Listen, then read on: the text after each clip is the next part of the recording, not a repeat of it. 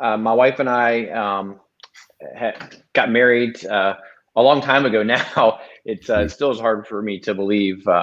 We graduated from college, went to college together, same school here in Virginia, in the U.S., and then got married right out of college. Basically, we finished school and got married right thereafter, back in 2001, and just started our family. And at the time, we were just chugging along. I would say we were very.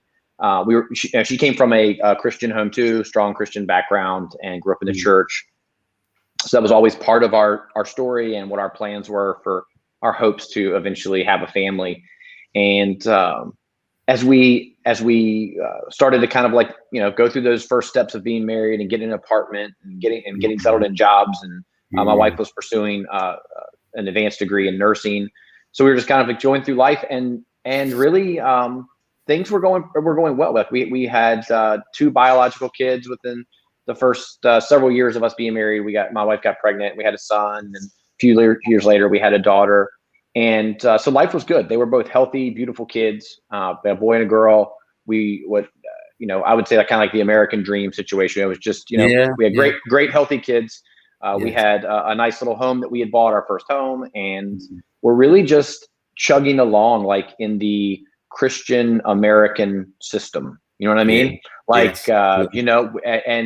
And so it wasn't that we were like had an idea that our faith wasn't real or anything, but it just was we were just going through like the motions we'd always had gone through, and got very comfortable in our life and with the family that we had, and everything was going great.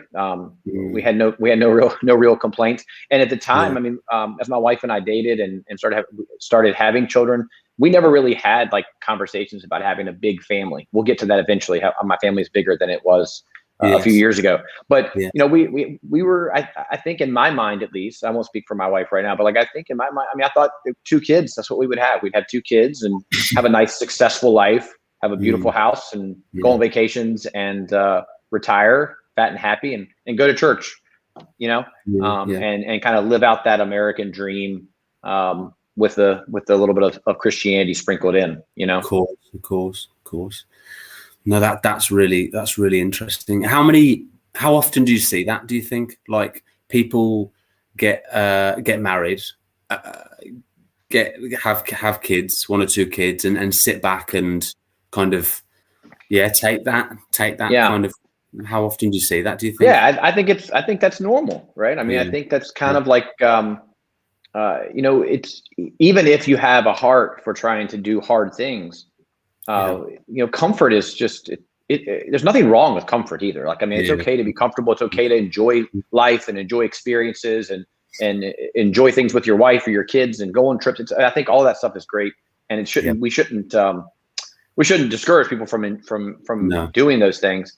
But I do think it is easy to just kind of get into that routine of like, man, I really would like to do X, but if I did that, it's going to be a lot harder to kind of get.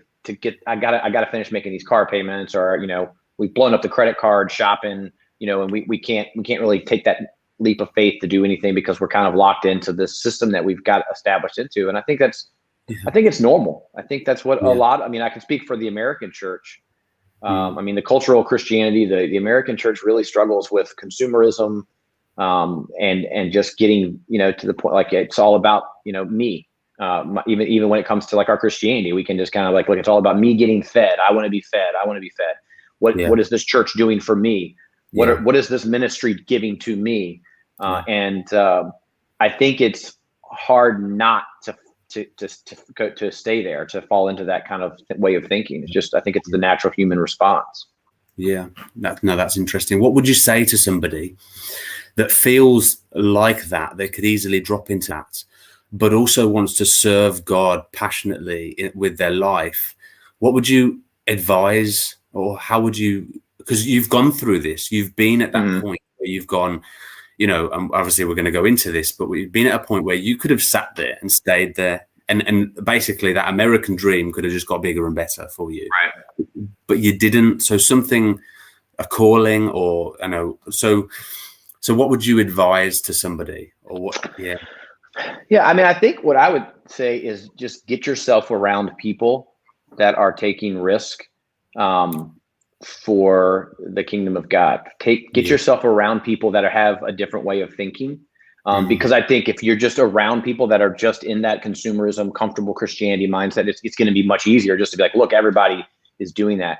But and I'm not saying like you got to like go, start begging to hang out with people who are doing, just radical things, but just start, even if it just starts with like reading some books by people who maybe are pushing the limits of the faith, taking steps, and just getting exposed to some things that other people may be doing. And that can even be like listening to a podcast, you know what I mean? Like finding out like what's happening. I mean, our call to get involved in adoption and expand our family wasn't like, I wasn't like walking down the Damascus Road, and this light came upon me and said, hey, you shall adopt or care about vulnerable kids. It really came from a really basic, simple relationship, primarily that my wife had with a coworker.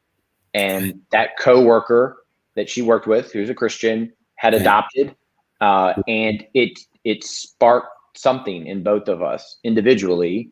And that's what led to this. So it wasn't, we can overcomplicate it. You know what I mean? We can make it feel like we have to wait for God to do something just that's going to be so clear. There's no question, like a light shining from heaven on us. Like, it doesn't have to be that. It can be really small, I think, interpersonal interactions with people.